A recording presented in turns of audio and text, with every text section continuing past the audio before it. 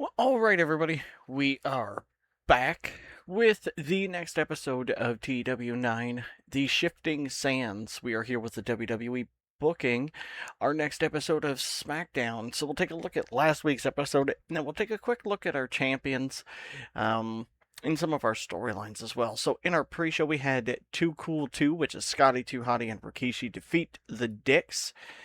Another pre-show was Bobby Lashley, Funaki, Orlando Jordan, and the Boogeyman defeat the Bashrams and Tully Blanchard Enterprises, Sylvain Grenier, and Steven Richards. Then we had AJ Styles in London and Kendrick defeat the Cruiserweight Champion Kid Cash, X-Pac, and Sabu. Batista said that he is done talking. He is going to destroy Mark Henry at the Royal Rumble.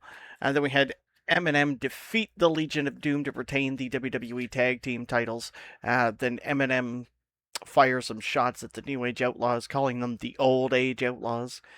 Then we had Muhammad Hassan, I think in his first singles match. I'm just going to check the week before.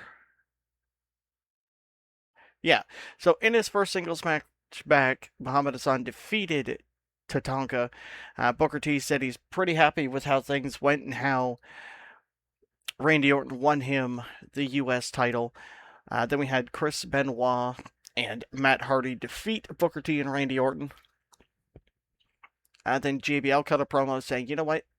I am going to enter myself into the Royal Rumble as the last and 30th entrant, and I'm going to win the Royal Rumble. Then we had the first tag team match back of Jericho and Christian when they defeated the full-blooded Italians.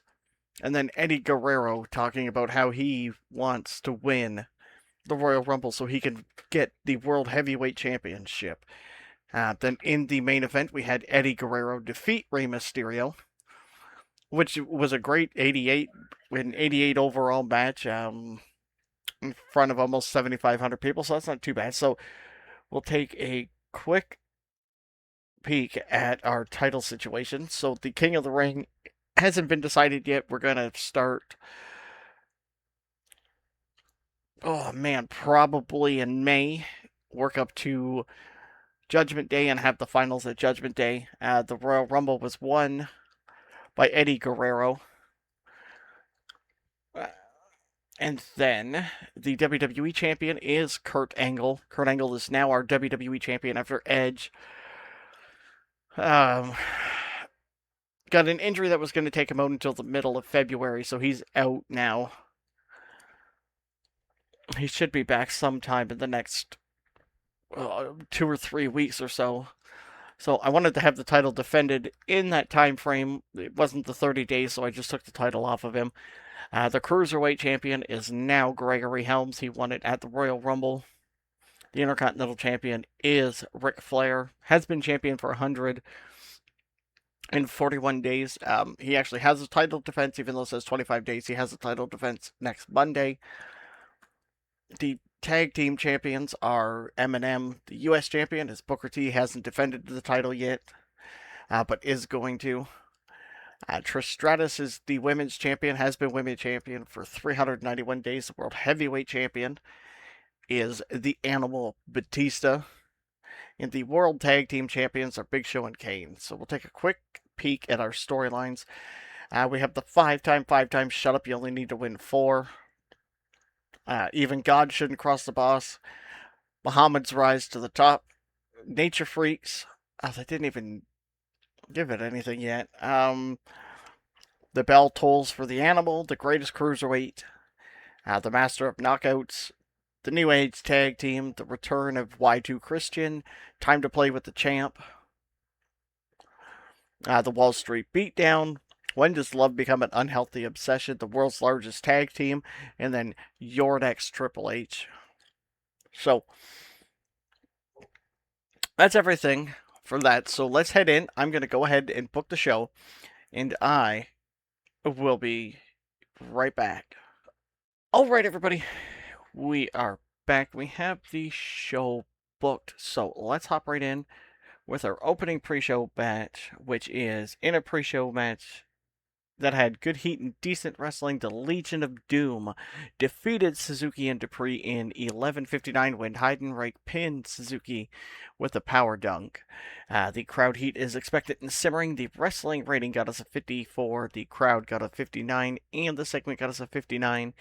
Heidenreich got a 55, Animal got a 50, Dupree got a 55, Suzuki got a 58. Suzuki was off his game. Animal and Heidenreich got a tag team specialist bonus. Suzuki and Dupree also got a tag team specialist bonus. The commentary quality lifted it. The color commentary gave it a boost as well. And I'm just going to handle the quick change of Road Warrior Animals gimmick, and it was a success. Oh, it got a rating of great. That's fantastic. So he's now using a Road Warrior gimmick. It got a great. Very marketable. Losses hurt momentum. Can be penalized for comedy. Weasels may receive to look dominant, being penalized in lengthy matches, comedy bouts, and an angle relief. So he doesn't have to worry about any of that, but that is great that it did turn out really good. So let's head to the next pre-show match. In a superb pre-show, Ken Shamrock defeated Bobby Lashley in 11:51 by submission with an ankle lock. The crowd heat is expected and simmering. The wrestling rating got a 74. The crowd got a 69. We got a 58. Bobby Lashley had a 65. It's probably just no associated. On a lack of sellings. That's not bad. Okay, so the match suffered because of lack of selling. There was nobody that had in-ring psychology, so it was a disjointed mess. The commentary quality lifted it. The color commentary gave her a boost as well, so it could have been a lot worse, apparently. So let's start the show off here with the New Age Outlaws.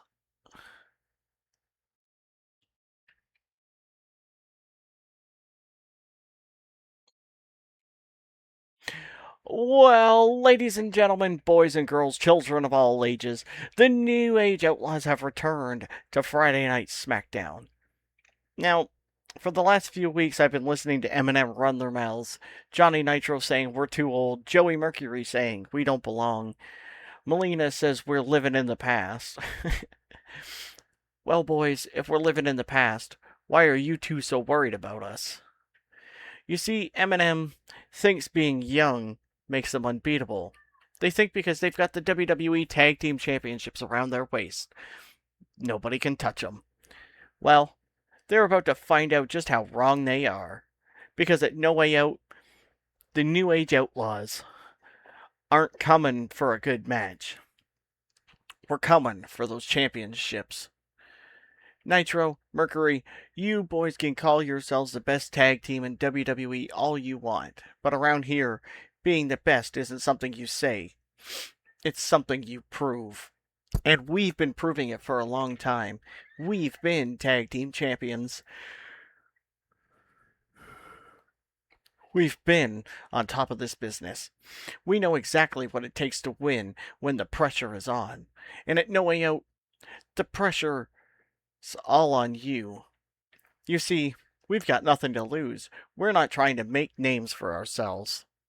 We've already done that. We're coming to remind everybody, including Eminem, why we're one of the greatest tag teams to ever step foot in a WWE ring. And at No Way Out, we're walking into that ring, we're beating Eminem, and we're walking out. The new WWE Tag Team Champions. Eminem, get ready, because at No Way Out, you're going to find out there are still 2 words for ya. Suck it. So the crowd heat was hot and rising. The segment got a 78, so that's really good. The New Age tag team gained heat. Road Dogg looked good. He did a masterful job. The angle idea I did was a success. Simon Dean just sucked, so he probably killed it. The angle got the crowd hotter, got the show off to a strong start, and Road Dogg's getting better at his gimmick. So let's head to their tag team match. In a bout that had good heat and decent wrestling, the New Age Outlaws defeated Gemini in 12:03 when Billy Gunn pinned Jake Gemini with his famouser. The crowd heat is white hot now. The wrestling rating got a 60. The crowd got a 56. The segment got a 72. Road Dogg had a 79. Billy had a 71. Jesse had a 46. Jake had a 43. The New Age tag team advanced and gained heat. Jake was really off his game. Road Dogg and Billy Gunn have good chemistry. They have a tag team bonus. Jake and Jesse showed excellent chemistry. Teaming together, Simon Dean did good work at ringside, and the match got the crowd hotter. So, let's head off into our next segment.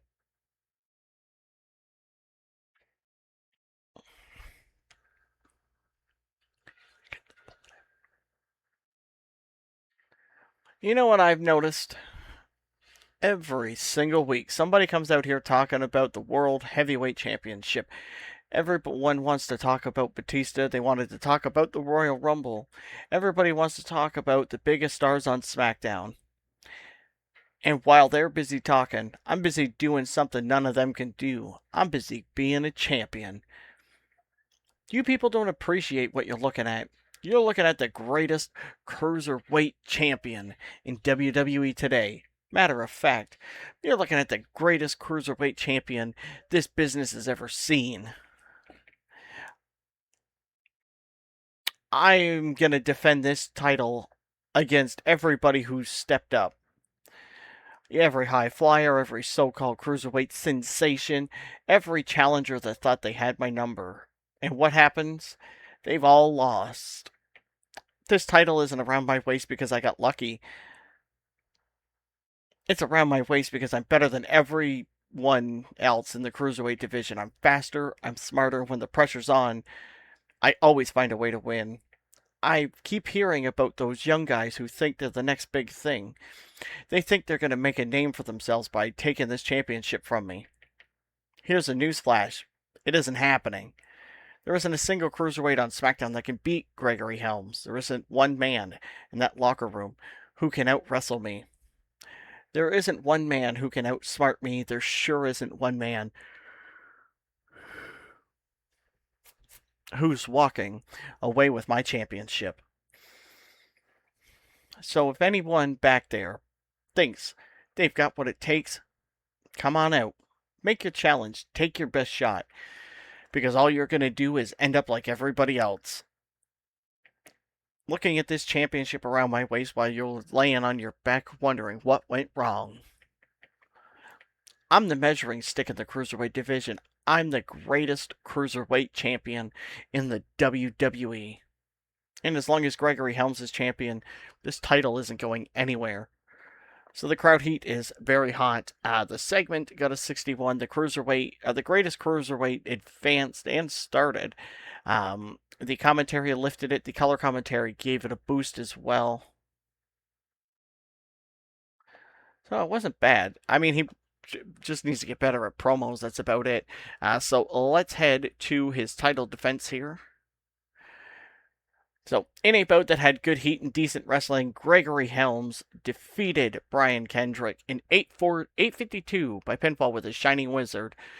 Gregory Helms makes defense number 1 of the WWE Cruiserweight title. The crowd heat is very hot. The wrestling rating got a 60. The crowd got a 58. The segment got a 70. Brian Kendrick had a 63. Helms had a 58.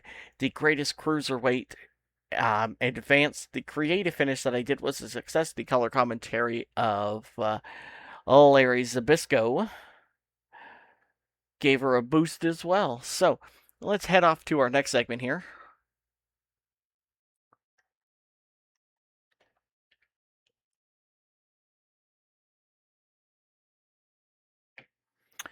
For the last few weeks, people have been asking why I got involved in Booker T's business, why I made sure Chris Benoit didn't leave the United States champion. The answer is simple, because I keep my word. I told Booker I'd have his back. I told him Chris Benoit wasn't walking out with that championship, and look what happened. Booker T is the United States champion. Mission accomplished. Booker T has his championship, and SmackDown is exactly how it should be. But don't get it twisted. I didn't come back to spend my career worrying about somebody else's championship. I didn't come back to play second fiddle to anybody. I'm Randy Orton. I'm the legend killer, and I have much bigger goals. I held the World Heavyweight Championship before. I know what it feels like to be on top of this business. I know what it feels like to have everyone chasing me, and I want to feel that again. Batista, enjoy your time as champion, whether it's you or whether it's Mark Henry somehow pulls off the upset. It doesn't matter, because sooner or later, I'm coming. I helped Booker T accomplish his goal. Now it's time to accomplish mine. The next time I wrap championship gold around my waist, it won't be the United States Championship. It'll be the World Heavyweight Championship. Everyone on SmackDown should consider this their warning, because the Legend Killer isn't looking for respect. I'm looking for the biggest prize this business has to offer. And when I get my opportunity, I won't miss. The road back to the top starts now. So the crowd heat is very hot. We got a 69 for that. It must just be the road agent, because everything else should have been great. So Bob and Randy have pretty good chemistry. As a road agent, Nick Packer could have did a better job. He's just supposed to be a referee anyways. So let's head to the next match. In a bout that had good heat and decent wrestling, Tully Blanchard Enterprises, Sylvan and Stevie Richards defeat the Mexicools in 9:13 when Stevie pins Super Crazy with a Stevie kick. The crowd heat is very hot. The wrestling got a 58-7. The crowd got a 55. The segment got us a 67. Super Crazy had a 65. Psychosis had a 59. Stevie had a 56. Sylvan had a 49. The Greatest Cruiserweight advanced. Oh, that's right, they're in that. So Stevie Richards was really off his game. The commentary quality, he lifted the match, and Tully Blanchard did good work at ringside. So we're trying to get them a little bit of momentum. Maybe a tag title match down the road somewhere. We'll see how that goes. They just aren't performing well. I mean, Stevie's not doing bad. He's got a 56, but Sylvan's not even hitting 50. I mean, I'm not going to push them to the moon. They're not going to beat Batista and Rey Mysterio ever. So, I mean, it is what it is. Let's head to our next promo.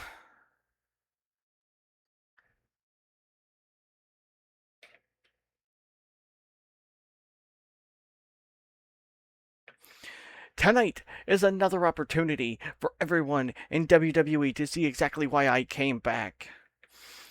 I didn't return to sit in the back of the locker room. I didn't come back to make friends. I came back to dominate. And unfortunately for Rey Mysterio, he's the first man standing in my way tonight. Rey Mysterio is one of the most respected stars in WWE. He's fast, he's fearless, but none of that. He's a former Cruiserweight champion. But none of that matters when you're standing across the ring from a man with a purpose. Rey, you can fly all over the ring. You can hit every move in your arsenal. You can have the entire crowd cheering your name. But when I get my hands on you, your fairy tale ends. Tonight, I'm going to destroy Rey Mysterio. Not because I have anything personal against him, but because making an example out of somebody like Rey Mysterio sends a message to the entire SmackDown locker room. And that's exactly what I intend to do. Later tonight, I'll step into the 8-man tag team match while everyone else is worried about working together. I'm focused on one thing: winning.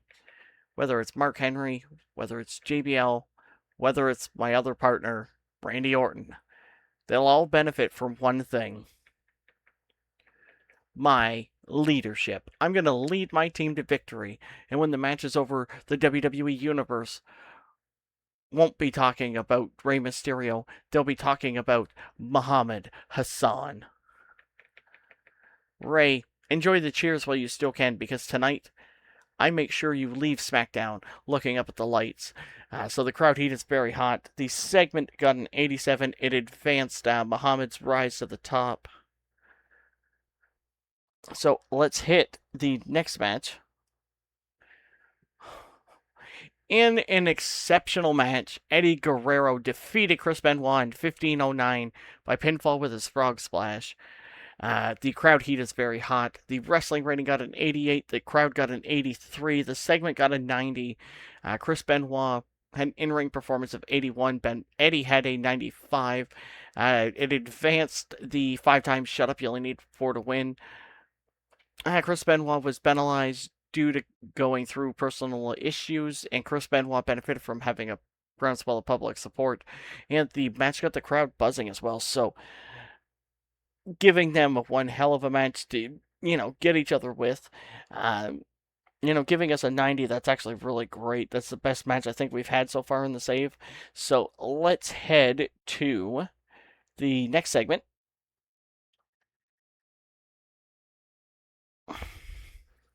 So Booker T's music hits. He walks down to the ring with the United States Championship around his waist. He grabs a microphone and he says, "Now can you dig that? Take a good look, because this right here is exactly where the United States Championship belongs. For weeks, people doubted me. They said Booker T couldn't get it done. They said Chris Benoit was too tough. They said Benoit was going to stop me from becoming champion. Well, how'd that work out?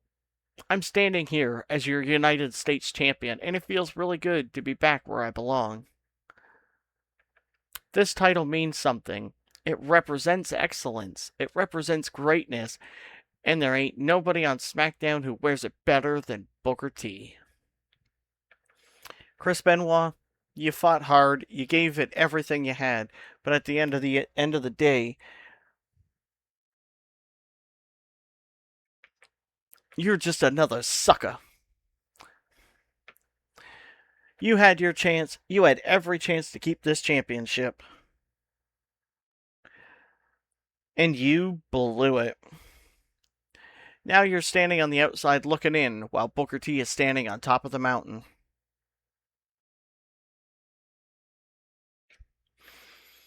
Let me make something perfectly clear. This isn't a short title reign. This isn't a lucky break. This championship isn't going anywhere. Because I will never lose the United States Championship again.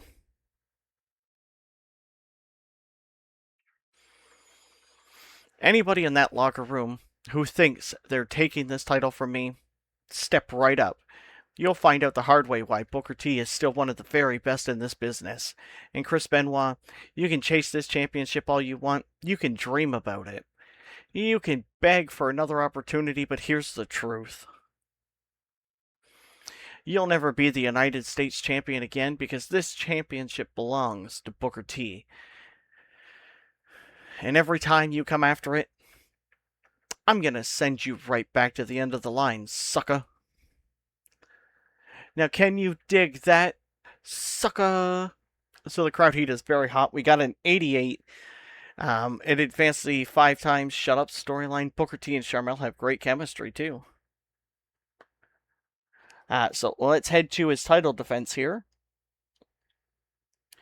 In a superb wild brawl, Booker T defeated Orlando Jordan in 8:51 by pinfall with a bookend. Booker T makes defense number 1 of the United States title. The crowd heat is very hot. The wrestling rating got a 74. The crowd got a 67. We got a 70 out of it. Booker T had an in-ring performance of 68. Orlando Jordan had an 81. It advanced the 5 times shut-up storyline. There were times that there was a lack of psychology on display, and Booker T and Sharmell have great chemistry. So let's hit the next promo.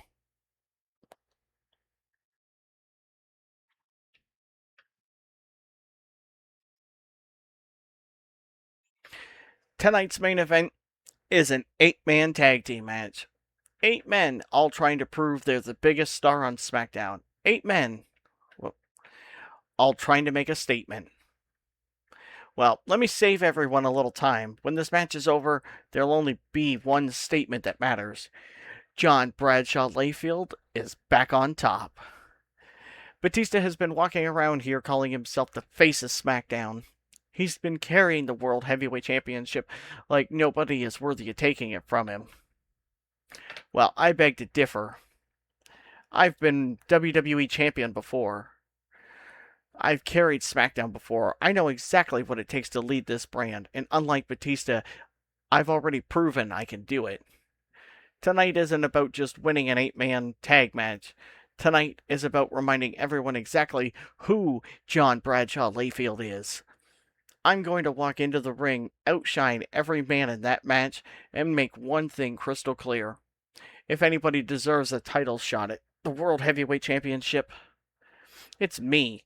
Batista, you'd better be paying attention because while you're worrying about Mark Henry, while you're worried about Rey Mysterio and everybody else, you should be worried about JBL. After tonight, there won't be any debate. There won't be any questions. The number one contender will be standing in front of you. And when the opportunity comes, I'm going to do what I've done before. I'm going to take the World Heavyweight Championship and once again reign over Friday Night SmackDown. Tonight is just the beginning, Batista. I'm coming for the World Heavyweight Championship. So the crowd heat is very hot. The segment got us to 76. It advanced the Wall Street Beatdown storyline as well. Man, for someone, he's got really good promo skills, but he can't cut a promo to save his frickin' life. So let's head to our main event here. I thought so.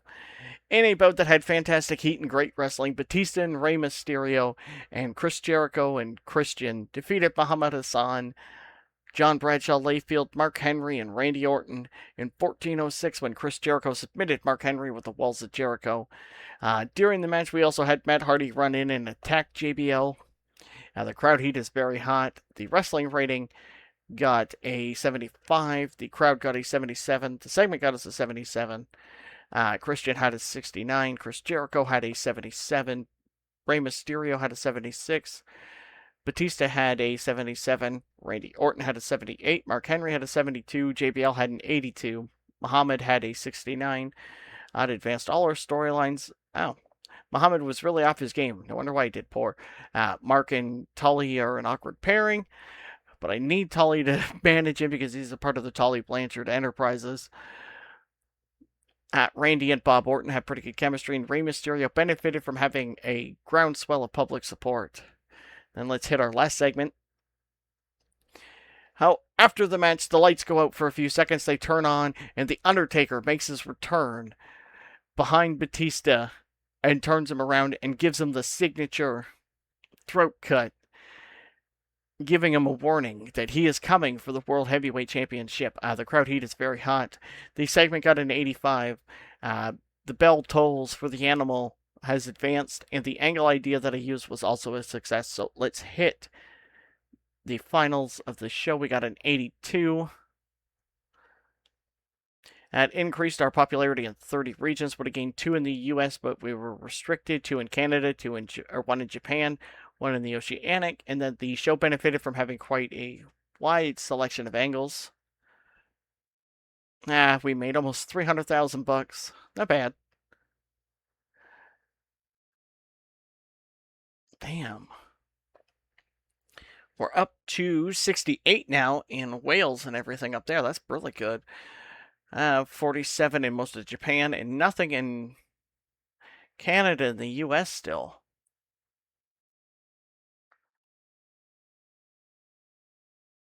Okay, well, that is the end of this episode, so I will see everyone in the next one.